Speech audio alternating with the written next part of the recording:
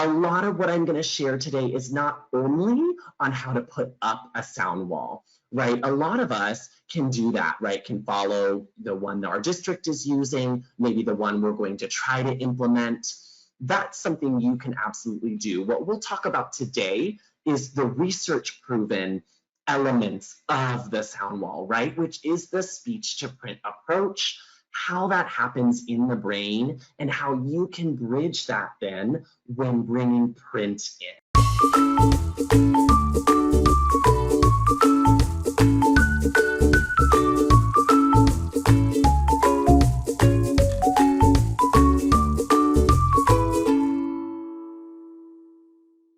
Welcome to Sound Walls in K-2, Bridging Sound to Spelling.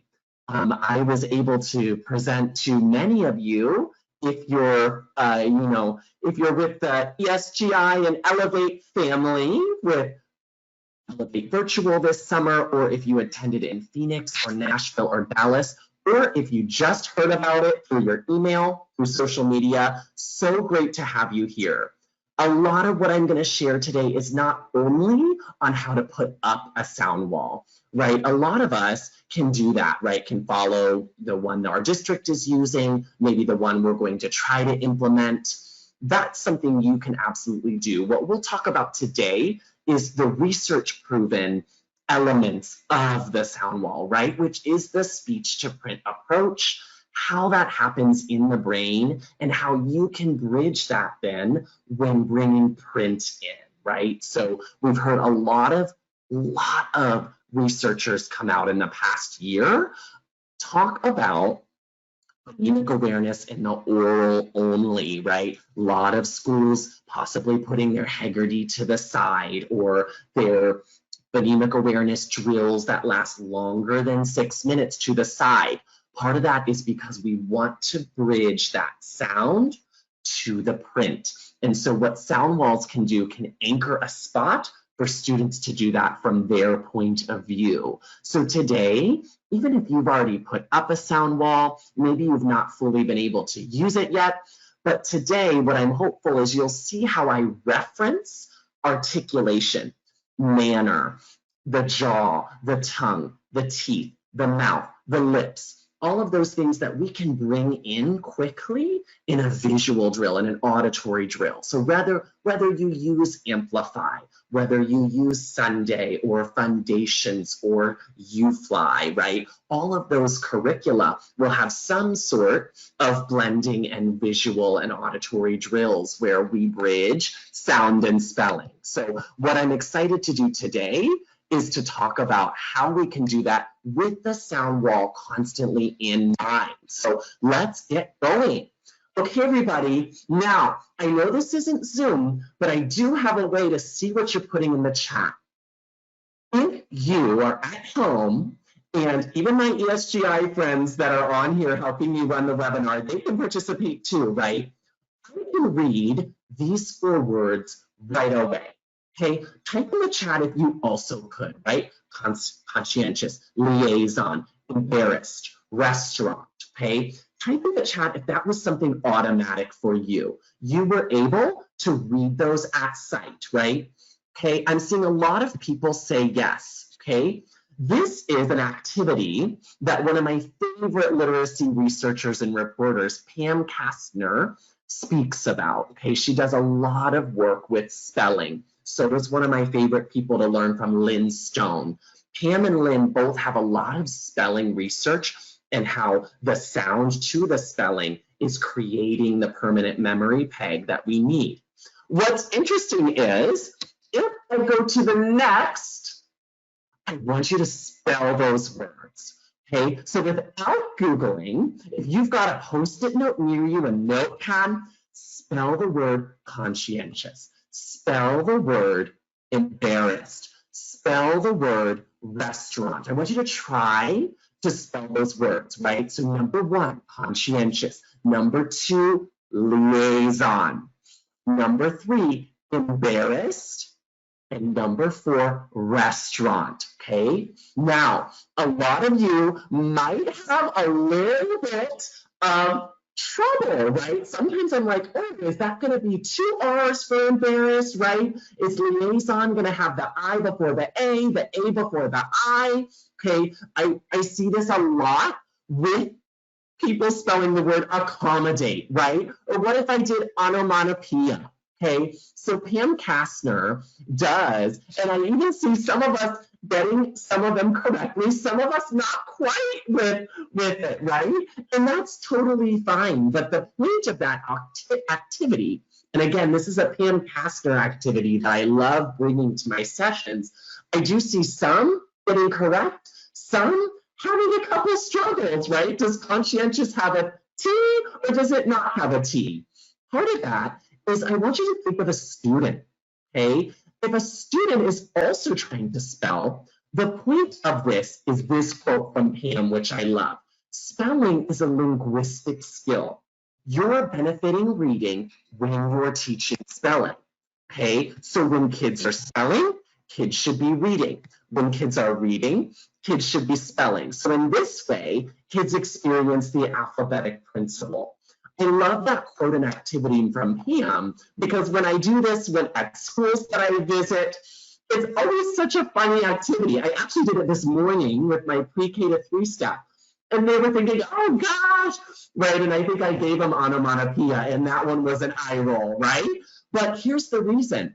Recall is different than recognition.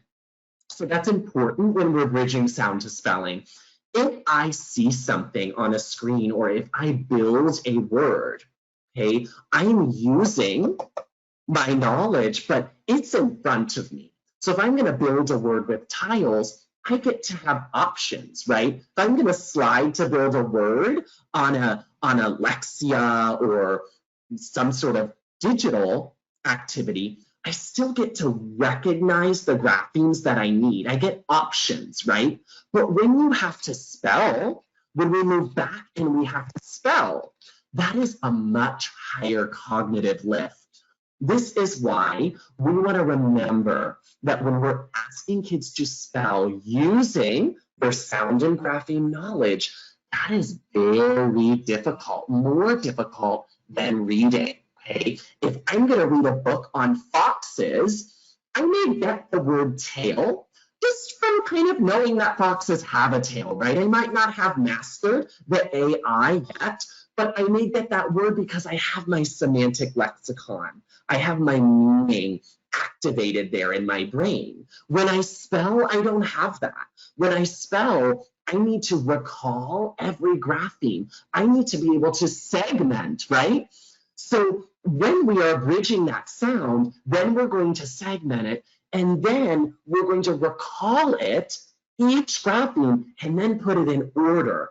That's a very heavy cognitive lift. So as we move through today, I want you to keep that in mind, that when we use the sound wall, yes, it is primarily a spelling tool, but we do know that the most errors in reading and spelling come from phonological struggles. So our sound wall is going to be there because sound is a permanent memory peg, but it's also something that you're actively using and referring to, okay? I am a national speaker and a literacy consultant, and I taught for 9 years and have now moved into a foundational literacy director role. So I am honing and revamping the pre-K to 3 literacy program at a choice school in Milwaukee. So if you want to follow our handle there at the bottom, I do post almost daily on our implementation of the science of reading. And later, I'm going to show you how we're actually going to be using ESGI school-wide and how you can use my code to give it a try and get a pretty heavy discount, a very significant discount, and give it a try with your team or your school. I'll get to show you exactly the universal screener assessments we've chosen and how we're going to use that to inform our use of a sound wall, which we actually were all putting up today. So super nice to meet you. Here is my code. So definitely want to type in the chat if you've not heard of it. Maybe also if you have used it. So awesome. Refer a friend. because I am so excited. My teachers are actually getting trained tomorrow morning, and I have already populated all their assessments. So no running copies, no searching for that replacement to a running record. I'm so excited to show you the literal tests that I've selected. And I'm very proud to actually be part of a featured series on ESGI. So those of you that it's new to you, definitely type in my code when you're accessing that link, because that will get you that free trial to try out some of the assessments with your kids. Okay, my code will then apply that discount. So you want to make sure you've got 2 G's and 2 T's. If you search my name, one of my colleagues at Elevate Your Classroom, Holly Ely, and I actually have a Science of Reading assessment series. So for those of you that are typing into the chat that you're new to ESGI, okay, I would definitely recommend typing in my code so you can keep that discount and get that free trial. I will show you how we use it. Okay, let's use our chat feature to just notice some of the growth that is possible when we bridge sound to spelling. Okay, this is a friend that was in my 1st grade classroom in September. Okay, and what's so awesome is that she was already absolutely stretching out those sounds. You can even see the word mad in there. You can see the word this. You get a lot of information here, right? A lot of opportunity for ways of motion for certain letters, a lot of opportunity for handwriting and sizing. And I want to show you that from the type of visual and auditory drill that I'm going to show you today, this was her result in May. I'd love for you to type in the chat something that you notice that she still possibly could work on, but also a celebration for this. Now, again, this is September to May. So this is a 1st grader, okay, that was new to this type of instruction, right? New to my class, new to chanting visual drills, using articulatory gestures, gesturing at the sound wall. This particular student that I decided to take a photo of, this particular student actually walked up to the sound wall almost every time a word was dictated. So this is just absolutely fabulous to see. Now, you can see that there's still an opportunity for growth here, right? We do see number 8, smear, right? Wow, very stretched out. So there's some phonological struggle. Okay, beaches, I know, but again, walked up to the sound wall to find E. Okay, I love these celebrations coming in, adding that ES, boxing her suffix, right? Letter sizes absolutely could be improved, right? So always something, but what I want to tell you is look at how much information you're gathering from a recall exercise, okay? This is student retrieval of graphemes. So we're not looking at anything, however, we are walking up to the sound wall and finding E. She decided EA, okay? But then there's some other opportunities where we weren't quite sure, right? Number 10, spear. Notice how we walked up to the sound wall and did E blank E, but then suddenly, right, oh my goodness, the sound wall tells me E blank E is much less common, right? And we don't use that very often. So she switched it to the EA. So when you are to the level of having all those phonological sounds segmented, you move into orthography. You move into EA or EE. You move into suffixes like ES, okay? Absolute celebration here from sound wall instruction. So we're going to keep it moving. Here's what I always like to say. Students are not learning sounds when they come to you. In fact, we know that they do have sounds. They're telling you all types of things that they did over the weekend. They are not relearning the language. Okay, now, of course, some of them may be if they're learning an additional language, but for the most part, the language that you're teaching in, what they're needing to learn is the printed code. So I want you to remember that when we're bridging sound to spelling, the sound is their strength. Start with the known. A noisy phonics block, you are hearing them produce the sound. It's immediate correction of error and mouth placement with your sound wall there. If you're hearing the F instead of the TH, right? If we expect something, we've got to pre-correct it. It's my favorite Anita Archer quote. So this from Mark Seidenberg helps remind myself that I actually do know the sounds, right? My first grade friend knows sounds. What we need is the symbol that represents the sound. 80% of the brain is actually developed by a certain age. Can you guess in the chat when over 80% of the brain is already developed by? Now, I did keep the reading brain down there while you're guessing what age. We have 80%. I'd love to see some of your guesses in the chat. At the bottom, I did keep an, okay, so we have a guess for age 4. Okay, we have a guess for 2.5 years. Both of those are quite close. Okay, we have a guess for age 5. We have a guess for age 3. We have a guess for, I love these guesses. You all are ready for tonight, age 7. Okay, the answer is age 3. So by the time students are 3, we have 80% of the brain. This is why researchers did not find sound walls particularly influential to word recognition and word ID in grades 2 through 5. Okay, by that time, they're already 8 years old, 9 years old, 10 years old. So we do have to feel that urgency now. Okay, their neuroplasticity in the brain, this is the time to myelinate it. Okay, when I use the word myelin, what I'm talking about is a thick coating substance that every time you bridge the sound to the print to the sound, and you're doing that back and forth, right? Read a sound, write a sound. Read a word, write a word with those sounds in it. You are myelinating, okay? You are creating a thick memory-coated substance. That is what you need to do because we already have 80% of the brain developed by the time we're coming to K4. I love the guesses. Some of you were so spot on.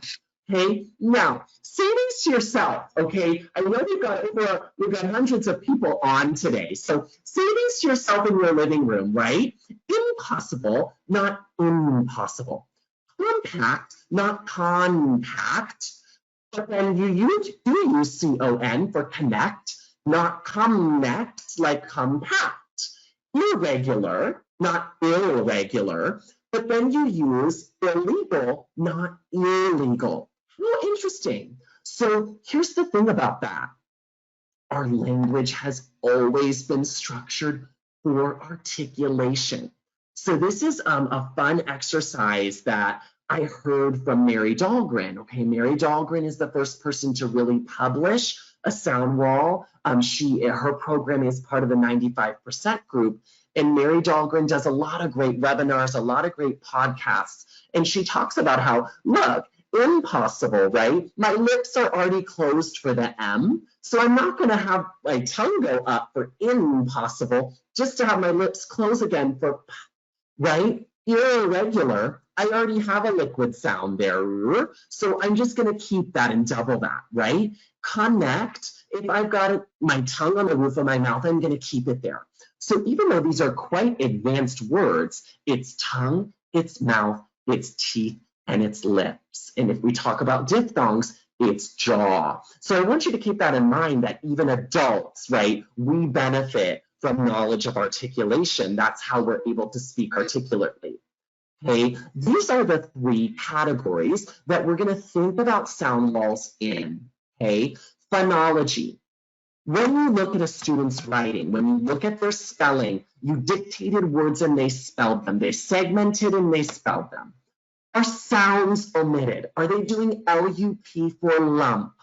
Okay, are sounds confused? Okay, phonology just like phone. Orthography, do they understand the spelling conventions? I like to think of an orthodontist. Orthodontist is thinking of, are my teeth in the right order?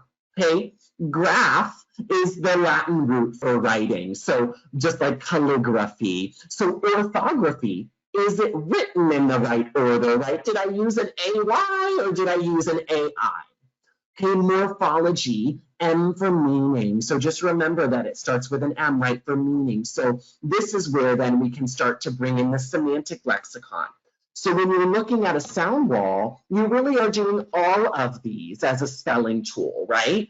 Once they've mastered church, it could become churches, right? Then you've got morphology. Now you're saying that is more than one of those buildings, right? Fox becoming foxes, right? Bats becoming bat becoming bats, right? So then you're teaching when to use ES and S, right? All of those things go into the sound wall because they're on there, right?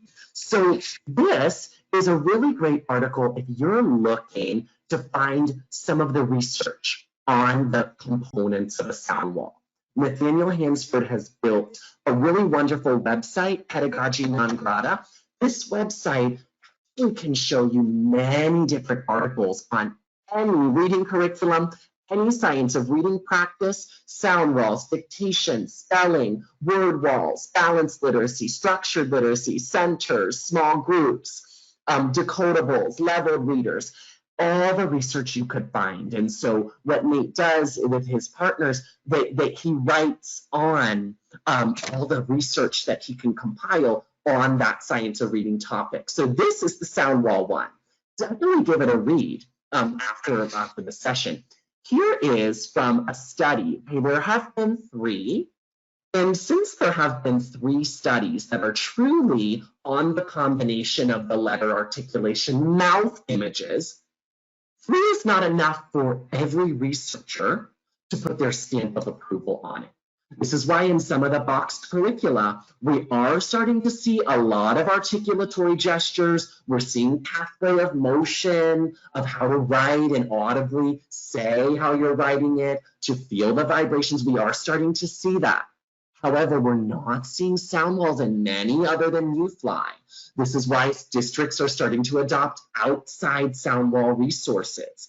Okay, that is because though, we are seeing results. Look at word ID, an effect size of over 1.0.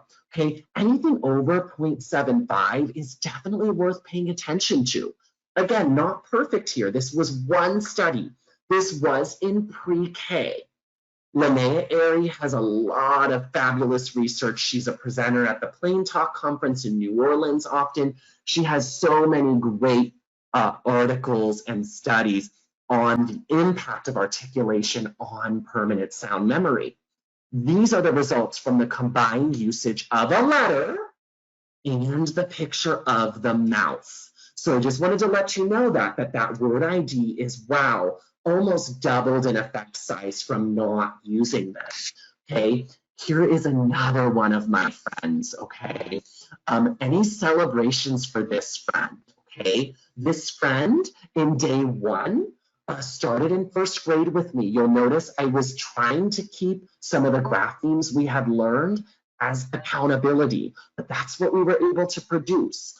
With the sound wall and the daily visual drill and combining that, this is what we were able to do in February from dictation. Still a lot of opportunities. Let's type in the chat, what opportunities do we have for growth and what celebrations, okay? This is a friend that was able to grow about 3 grade levels in just a couple months from that repetitive, systematic, and predictable, okay? Oh, sorry to that audience member, that website was Pedagogy Non Grata, just to answer that quickly. Okay, let's type in the chat a celebration for this friend, and also things that you could still continue to work on. I see, yes, he's learned double consonants. Wow, amazing progress, right? Again, learned double consonants again, right? So we see the double S there, okay? A growing, right? Completed so much more. ING is on there. So we've got some morphology, right? Sweep becoming sweeping, chew becoming chewing. Obviously that was scaffolded up, right? Celebrations for the letter formation, right? We were really not able to do that other than really an O, right? Having a really low frequency long U, right? The EW, the UE, okay, blends are there, right? A lot of growth for spacing still needed, right? So spacing, letter sizing, okay, but definitely a lot of things gathered from being able to do this every day. Now, what is this again, though? This is sound to spelling. So we were able to write words from the sounds that we drilled, the sounds that we felt in our mouth, the sounds that we examined the mouth picture on the sound wall. Okay, so again, both of these samples that I've showed you, it is possible if we commit to repetitive, articulation-based, systematic, and predictable. Repetitive, articulation-based, systematic, and predictable. Okay, the sound wall is predictable. It's referenced when we're doing the drill. We're going to do it together. Sound walls, you're hearing them in words. You're hearing sounds in words, okay? Mouth formation and movements. The mouth positions are tangible. You've got a mirror, awesome, right? If you don't, at least make sure you've got a lot of friends, okay? Even if you have a nonverbal friend, it is possible. I did have one last year. Even with a nonverbal friend, can they still stretch the mouth and mimic what they're seeing, okay? That is still going to be, right? Even if they possibly have an utterance of a sound, can they still detect a voiced vowel, okay? Can they still detect a neurodivergent friend, right? You may not see directly in their eyes, but they can definitely produce that sound and feel it in their throat, even if they're not looking directly at you or tracking the speaker or seem like they're looking exactly where they need to be. The sound is the permanent memory peg. So are you inviting kind of that noisiness? Okay, a sound wall is far more than just hanging the mouth pictures. That's a little image. Don't worry, I've got a larger one later. That was the first time I tried it, right? I just found some mouth images from Move Mountains Literacy. I just said, okay, Move Mountains Literacy has an affordable mouth image packet. I'm just going to buy these. I'm going to give it a go. Okay, this was kind of around the COVID era. We were coming back, and I was like, I got to try it. I just want to try it. I'm going to try a Val Valley. It's first grade. And so it became so fun for the kids because it was right by my small group area. And then when they thought of another thing with the schwa, we added it on there. So if you can have it near a whiteboard where you can add in things as you go, that's awesome. You can even add student names that have those patterns, okay? So just remember that it is a learner's viewpoint, okay? A learner meaning they can walk up and they can make and they can find which one is going to be the most reliable, especially because the ones that are uncovered, you've likely referenced, you've taught explicitly. So if they're spelling ooh and they need to go decide, over they can walk, right, and match their mouth. Okay, like I said, the front and the back of the brain, you are connecting the visual processing system with the oral language processing system. Here is my consonant chart in my office.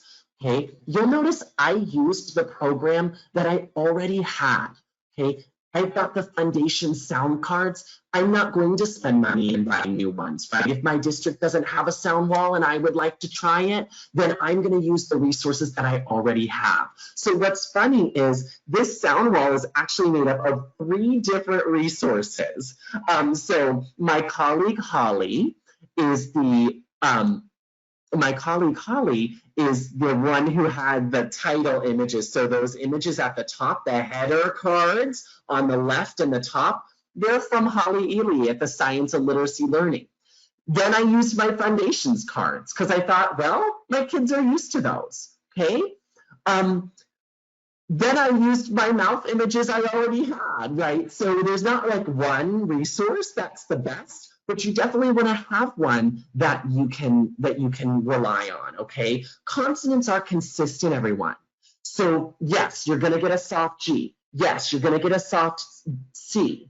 However, for the most part, that M, that T, that D, that H, those are going to be consistent for friends. This is why I recommend in kindergarten to focus on a consonant chart, right? A majority of your year is going to be exploring those consonants, how the airflow must be restricted to produce them, okay? This is what I recommend for kindergarten, okay?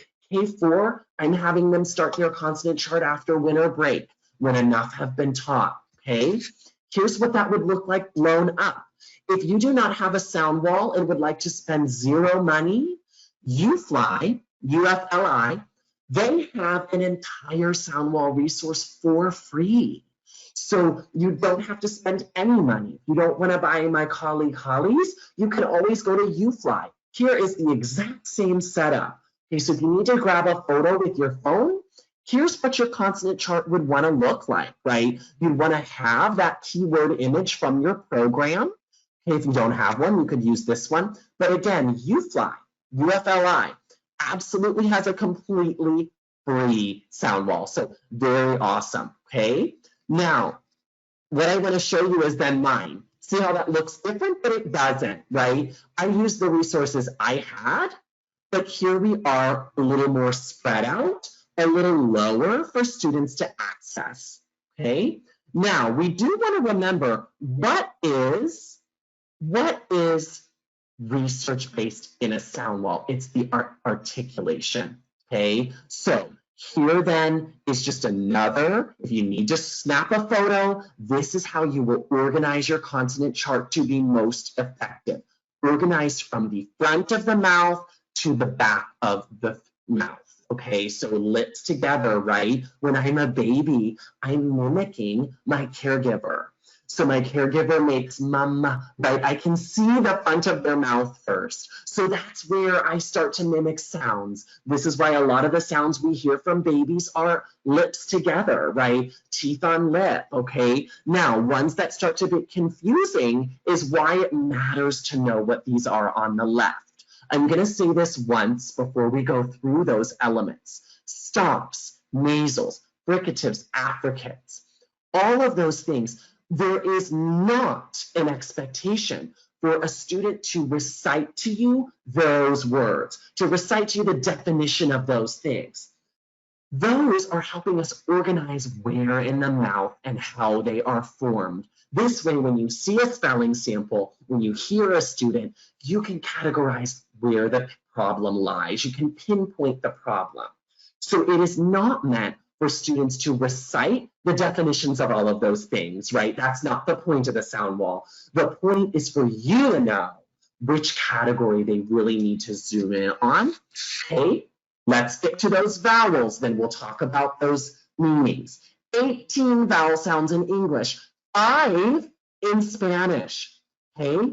Vowels must have an open vocal tract and you must vibrate. All vowel sounds are voiced, okay? They're also continuous. You can hang on to a vowel for as long as you have breath. Now, a vowel is necessary for a syllable. Many of us know that. Here's the thing. Start to flex the vowel. Is it top or tope, right? Long sound or short sound? Okay, you don't need to know all the syllable rules before attacking a multisyllabic word. Even the word fantastic, oh my goodness, that's 3 short vowels. That may be easier to read than the word boil, right? So it's really about knowledge of vowels so that we can decrease fear, decrease intimidation for our readers, right? And you've got that sound wall near you. Here's a larger image. Again, free on UFLI's website, UFLI. This is a completely free sound wall that you could access if you're just wanting to get a little bit used to what's going on, okay? So here's your vowelling. Now, I don't recommend this at the beginning of K5. You will not be doing a ton of long vowel representations right at the beginning, right? First grade, definitely recommended. You're going to be unlocking them all through the year. Second grade, absolutely. Even 3rd and 4th grade, they may need a personal one to keep by them, okay? Especially if you've got an English language learner, okay? Now, it is in the shape of your jaw and chin. I mention this because you start really stretched out, right, for long E. And when you're teaching long E, right, we would point up there to the corner. Okay, then as you go, E,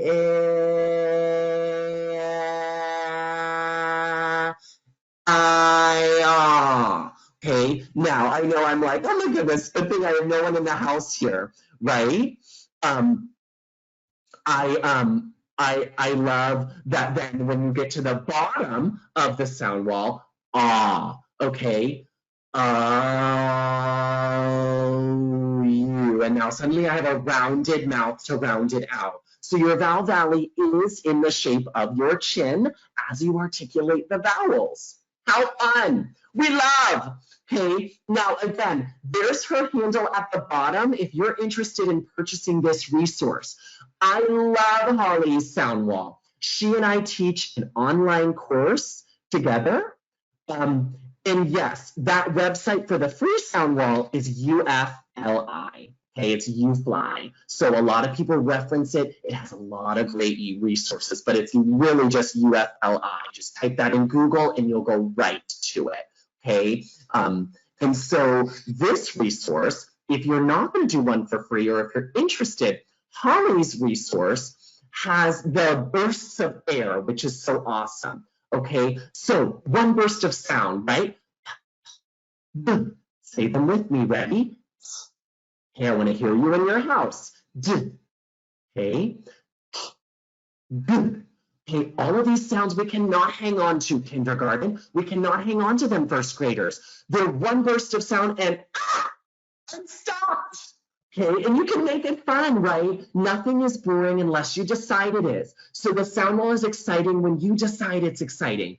Oh my goodness, we get to put that on a stop sound because that cannot be held on to, friends. Ooh, what about a nasal?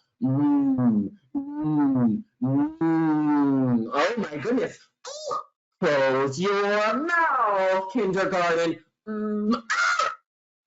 I'll make that sound because I need to have a stream of air through the nose. If you close your nose, if you plug your nose, you can't say it, right? Try to say the word ham. Ready? Let's plug our noses. Ham. You sound like a silly goose. Okay, so this is what I do, right? You need to bring life to the sound wall. Again, you're not going to have them recite that it's a nasal. The point is, oh, right, that's one of the ones that distorts the vowel. Not ham, ham. Not man, man, right? Not ring, ring, right? Not bang, bang, right? Not hang, hang, right? So this is where you can help them.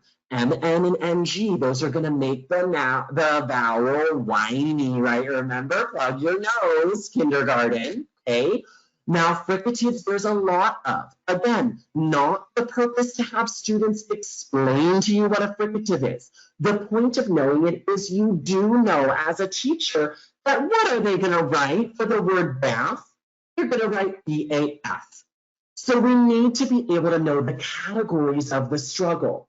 F is different than V. Why? We've got unvoice, and suddenly we've got a vibration. Those are different. Both teeth on your lip, both really small spaces, kind of hissy. The TH can be, and the TH can be. Those are different. And one of them we don't vibrate, the other we vibrate. Explore this with your kids. Talk about the differences, how it feels. Again, when you are doing that, you are activating the bridge from sound to spelling. If they don't make that sound with you, right, they're not having the permanent memory peg. If they don't make the mouth motion, put the tongue in the placement, they are remembering it wrong. So that's where not to recite a fricative, but to know the placement for you, right? Okay, affricates, there's only two. Okay, CH and J, but you know why we care? We care because those are the problem ones, right? How do they spell the word tree? And how do they spell the word drink? Can you type it in the chat? How do our kinders in first grade and second grade friends spell the word tree? And how do they spell the word drink? Can you type in the chat? I'd love for you to see. The reason we need an affricate is so that we can know that it is different, right? Absolutely, I'm seeing the CHREE, right? Drink. They may just have the J, they may have a JR, right? So again, the reason we care, because it's articulation, right? Say the sounds in tree, right? If you say the sounds in chip, lips curl, lips curl, lips curl, right? Lips curl, tongue pull back. Okay, this is why that matters. Not so they can explain to you that it's an affricate, but so they can be successful. Okay, what about glides? Okay, now, glides, they are technically continuous. Here's the thing about a glide. Its purpose is to get right to the vowel. So I always talk about the WH and the Y as problematic letters, right? Social media people love to post videos about these letters and they start to confuse people even more, right? I know YouFly likes to call Y ye, right? Yard, yellow, okay? But you've got to be careful with that. If you stretch the ye out too much, in a segment, they're going to say yard. So you have to be careful, okay? With the Y, you want to tell the kids it's a gliding Y. What is it? A gliding Y. The Y gets right to the vowel, right? So ye, right? Very quick, yellow, yard. Okay, your job is not to say ya or to really overemphasize it because again, friends, it's a gliding Y, okay? The WH, right? We're not saying who, okay? What we need is a glide, right? Whisk, whisk, okay? What we need is when, right? When, right? It glides right in. The point of knowing that is so that you don't get them hung up into adding the schwa. Don't get them hung up into segmenting too specifically, right? When it's a glide, we've got to know we've got to pre-correct it. When we expect it, we pre-correct it, okay? Liquids is your last one. Definitely take the notes that your liquids, the reason for knowing them is that they are affected by the vowel in front of them. Okay, so all is different, right? A-L-L, we don't say owl, right? The L liquidizes the A, right? The R liquidized, right? When I have ER, when I have UR, when I have AR, the vowel is different. A vocalic R is different than R by itself. So when you have vowels in front, liquids affect them. Okay, that's going to really help you to know as a teacher so that you can pinpoint the problems, okay? And we finally get to the schwa. Okay, the schwa is the most common vowel sound. I'm going to say that again. The schwa is the most common vowel sound in English. Okay, a lot of names have a schwa, so tell them that right away.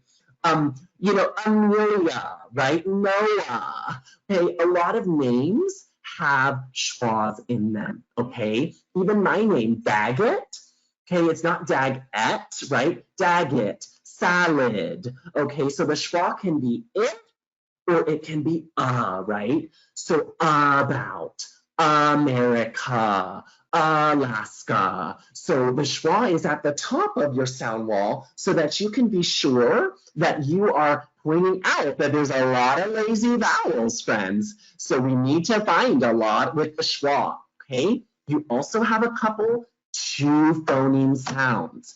If you say the sounds in fox, how would you do that, right?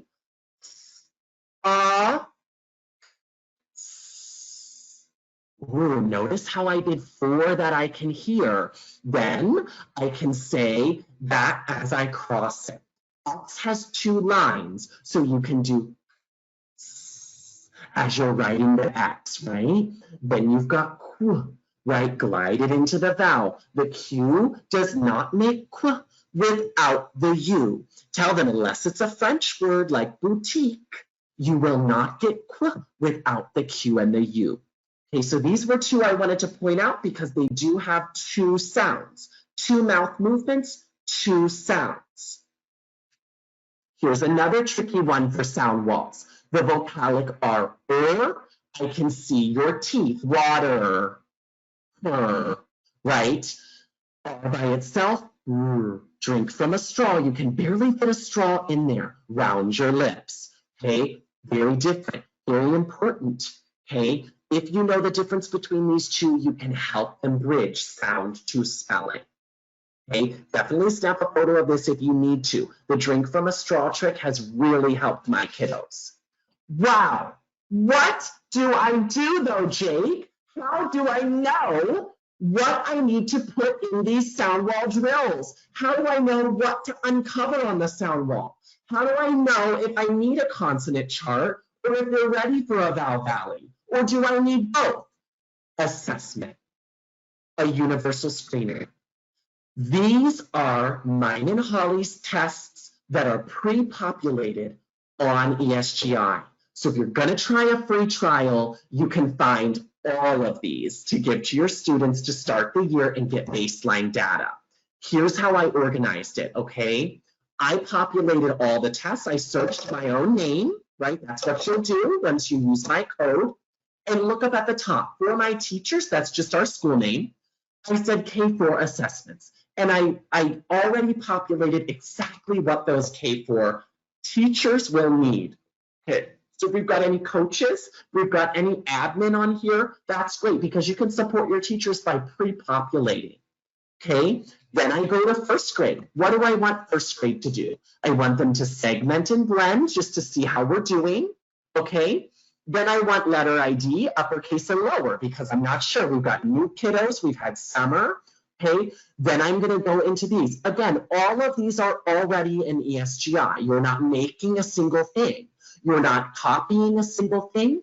You don't need to print. You don't need to run copies, to run staples, to hole punch. You don't need to find anything, right? ESGI has assessments that you need. If you're a coach, you can decide what the grade level will use. This is what I'm using for K-1 in September, okay? Again, Holly and I made these assessments as Science or Reading Aligned series. So when you use my code Daggett, you can literally search me in the Test Explorer, and there these assessments will be. What about second and third grade?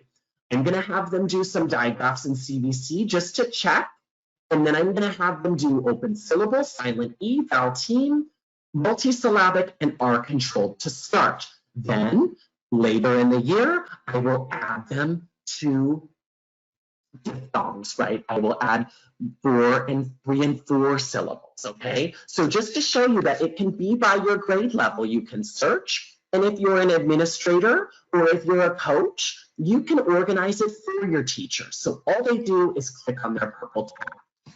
I absolutely want to remind you though, it's only going to work from that code of mine for you to get that discount. So you're going to want to type in Daggett when you do, okay? After this webinar, we will have an email, so you'll be able to have, the link and type me in. And look for that featured series, okay? We're literally basing our entire fall off of assessments from Holly and I's featured series, okay? So when you're introducing that new sound, now that you've assessed, okay? Now that we've assessed, yes, if you already have an ESGI code, you can just search Jake Daggett or Holly, and those will come up, okay? Now, what are your lips doing? What are your teeth doing? What is your tongue doing? What is your voice doing? The airflow. All of these things are what you want to do when you introduce a new sound so that you can bridge sound to spelling, okay? So what's the manner? Is it voiced or is it unvoiced? What is my mouth going to do? Do I need my tongue? Do I need my teeth? Do I need my tongue between my teeth, right? And does my jaw move like oi or ow, right? That's quite different than a short vowel. These are the 3 things that you want to do in your visual drill. It doesn't matter what program you do. This is your connection to the sound wall. This is your bridge from sound to spelling. So I'm going to show you how I use some of those prompts, okay? E. Good first graders, stretch your mouth. E. Mouth is stretched. E. And this is everybody participating with me, right? The whole class. Ah. Mouth is stretched. Ah. Can you fit the apple? Ah. Is it voiced? Ah. Yeah, all vowels are voiced, right? Turn your voice on. Ah. And stretch your mouth. A nonverbal student still can stretch their mouth and make that motion, right? Ooh, not ta. Tongue above your mouth, tongue on the roof of your mouth, tongue up. Good, that's a stop sound. Or notice the two. Or wow, teeth with my tongue in between my teeth. Good job, first grade. Oh, wow, it's your start. Oh, my C is really stopping the S. F is continuous. C came in and stopped it, didn't it? Do you notice I'm referencing the sound wall instruction while I'm doing this drill? Everyone's making noise with me. Way, the whole class. Way, good job, third grade. Way. Oh, my mouth moves 2 times. Our sound wall has that. The mouth, way. Oh, really stretch. Way. And we find that in the middle of a word. Good doing the middle motion. Oh, my goodness, make your F. Oh, teeth on your lip. Oh, no voice. That's V. No voice. Notice how I'm referencing a sound wall. Eh. Oh, not I. Eh. Right? If you're older, you may say short sound, long sound, I. And you can even do a little dot. Okay, ready? Oh, there's our nasal friend. Vibrate, right? Ready? G. Oh my goodness, that's a stop sound. G. Oh wow, that's a stop sound. I really feel my throat. Oh, point over at your water. Oh my goodness, where's your teeth? Where's your teeth? Good, ready? Oh my, that's different. That R is a liquid, so now it's with a different vowel, it's different. Where's your pirate? Where's your car? Ready? Straw is out. Straw is out. Ready? Oh, tongue up, tongue up. Good. Ready? Ready? Okay, that's a stop sound. Wow, that T really stops the S. Okay, so you see how I'm doing this, everyone, right? I would go through. Here are some of those consonant prompts, if that's something you'd like to write down. Those are the prompts that you heard me use to bridge your sound to spelling, right? To bridge the articulatory gesture. That's that research I showed you. That's the permanent memory peg. Okay, those are consonant prompts. Definitely grab a photo with your phone. This is something you can say with any program. You add in those prompts to bridge it. Okay, what about vowel prompts? These are another, you could take a photo with your phone or a screenshot. These are prompts you can use for vowels. Any program, these are things you'd want to reinforce the sound wall with, okay? Now, how will I know if it's sticking? If you're not convinced to try ESGI, remember my code gets you that free trial. So type in my name. All you have to do is try it. It is free to try. And what's awesome is you can literally click on a student for conferences and see the growth. You can even mark, I want it in color, right? I want to show the grades. I want to show the baseline. Look at what you can do ready-made, right? Click on the student and literally click print. Okay, how amazing. Student detail reports. What else could you do? An item analysis. This is amazing. You don't have to do a single thing, but check certain boxes, right? Oh my goodness, least known. Okay, I want to know what's least known. So if the green is correct, wow, N and V, those are really causing some struggle. Y, T, and P, only about half my class, okay? That tells me those need to go into that visual drill. Right? Some of the other ones, tells me I need to do more of a student report and just work with that on small groups, okay? So yes, everyone, no worries. Within 24 hours, this will be on YouTube. So you will be able to see this completely, okay? Yes, so what's awesome is that this all comes from having your free trial. So if you want to try it, you'll definitely want to take advantage of my code, okay? Now, what I want to remind you is that here's what they would both look like, okay? Now, mine is pretty minimal, okay? I don't have a ton of the representations of OO or the representations of all different words that are in there. I don't have any really high frequency words on there yet, okay? But this is where you could start just to give it a try with your sound wall, okay? Again, UFly has a free one, okay? I use the Foundations images. You could check out Holly's, okay? There are many ways to give it a try and try some of these prompts, okay? What I want to show you though is some, as we're ending today, some ways you would use the sound wall in your spelling corrections too, right? Keep, okay, here's another great way where you could, and type in the chat if you want to contribute to what you would say to the student, right? So what's interesting is, wow, keep, okay, I love how you have a long E. Let's look up at the sound wall though, friend. I noticed that you're using a really irregular, we barely use E blank E. What's one of the ones that's more common, right? EE, okay, bump, that's phonological. You're not hearing all of the sounds. We need to touch spell that again. Bump, okay, maybe it's that nasal that they're struggling with. Point at the M on your sound wall, okay? I see one audience member has actually written, okay, orthographical, phonological, orthographical, orthographical, right? I see you're using a long I. That's just not how we make long I at the end of a one-syllable word like cry and my, right? Day, wow, you heard the long A, you've got the phonological. It's just that you don't have the right one. Let's go look up at our sound wall to see which one comes at the end of a word, a short word, okay? Let's do the same for this next one, okay? Pain. Could you type in the chat, right? Orthographical, phonological, right? We've got an AY instead of an AI. We've got MLEK for milk.